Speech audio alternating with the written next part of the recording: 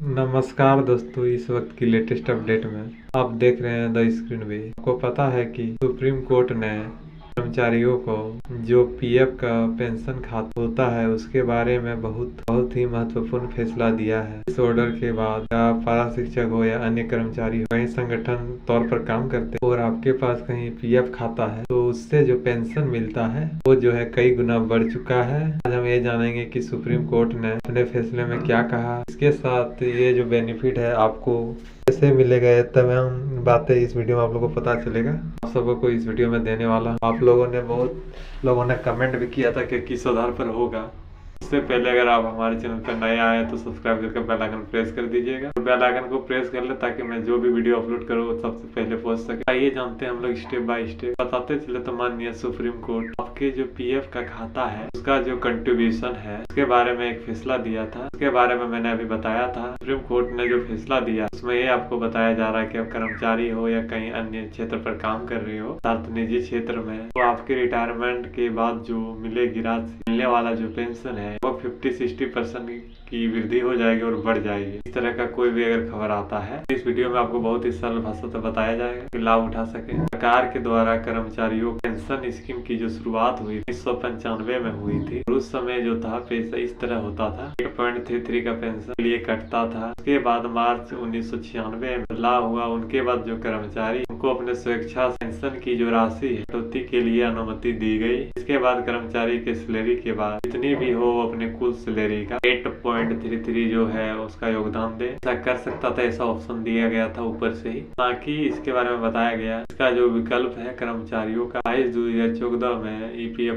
EPFO के द्वारा एक व्यवस्था की गई जिसमें जो मैक्सिमम जो सैलरी है 15,000 के ऊपर 8.33% का मंजूरी दी गई है। अब जो है इसके बाद सुप्रीम कोर्ट ऑर्डर आया है, उसके बाद पेंशन की गणना किस प्रकार होगी और इससे किस तरह से लाभ होता है तो हम लोग देख लेते हैं। माननीय सुप्रीम कोर्ट के ऑर्डर के बाद जो पेंशन का गणना होगा उसके लिए जो कर्मचारी हैं उसके लिए उस समय जो उन्होंने नौकरी में समय बिताया है अर्थात पीएफ के लिए जो कंट्रीब्यूट किया है और उसमें +2 करना है और उसको 70 यानी कि 70 से भाग देना है और भाग देने के बाद जो राशि आएगी उसमें जो आपका अंतिम सैलरी है यानी कि रिटायर होने के बाद अर्थात रिटायरमेंट के लास्ट सैलरी है उससे आपको गुना करना है। और आप इसको समझने के लिए हमको एग्जाम्पल के तौर पर समझते हैं हम लोग। मान लीजिए आपने टोटल जो समय बिताया 33 साल, नौकरी रिटायर होने के बाद 1000 सैलरी थी।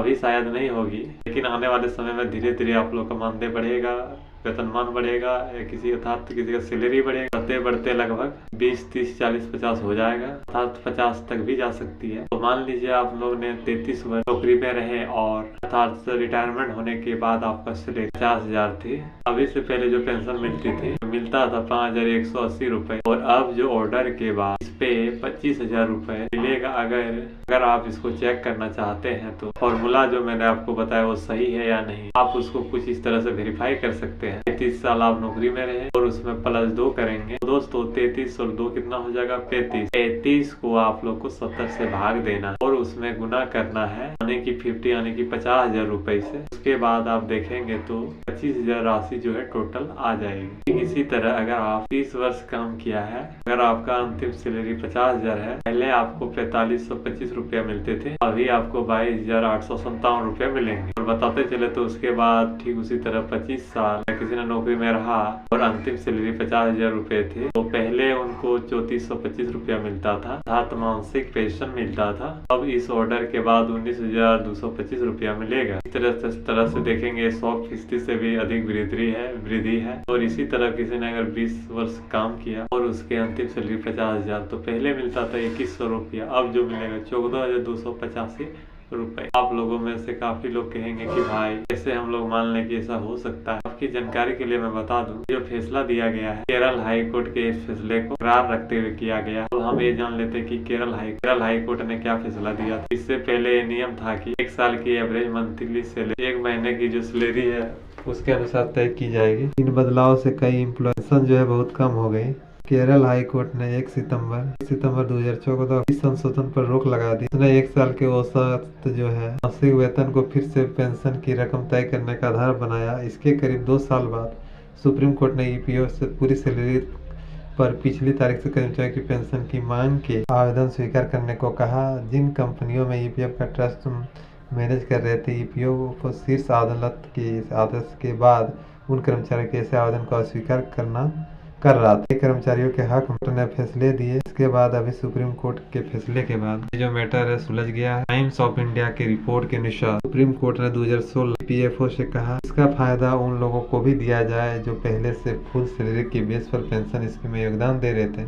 माननीय कोर्ट के इस फैसले से कई कर्मचारियों को फायदा हुआ। एक प्राइवेट सेक्टर में काम करने वाले परवीन कोहली की पेंशन जो सिर्फ 2372 रुपये थी, इस फैसले के बाद 30,592 रुपये हो गए, जिसके बाद कोहली ने बाकी कर्मचारियों को इसका फायदा दिलाने के लिए मुहिम भी चलाई। आपके मन में बहुत सारे सवाल चल रहे होंगे, आपको इसका फायदा कैसे मिले। इसके लिए आपको कुछ नहीं करना, आपको पीएफ का अकाउंट होना चाहिए आपके पास। अपने जो पीएफ अकाउंट है उसको कंटिन्यू रखे, बदले नहीं, उसमें से कभी भी पैसा विड्रॉ नहीं करें। पीएफ के तहत पेंशन लाभ लेने के लिए एक ही पीएफ खाता से कम 10 साल कंटिन्यूएशन होना चाहिए वो। लेकिन आपकी जानकारी के लिए बता दूं 2016 से ही ऐसा रूल था कि कोहली जी के बारे में बताया, उसको मिल रहा है ऑलरेडी। जिनको नहीं मिल रहा कोर्ट की सही एक सुप्रीम कोर्ट का आपके सामने है। अगर इस तरह का आपको बेनिफिट नहीं मिल रहा तो आप इसके लिए हकदार होते हैं। इस तरह से देखें तो कर्मचारियों के लिए बहुत बड़ा फैसला है। एक बात यह है, कल नई सरकार बनेगी, कानून ही पलट दे। मिलते हैं लेटेस्ट न्यूज के साथ दोस्तों।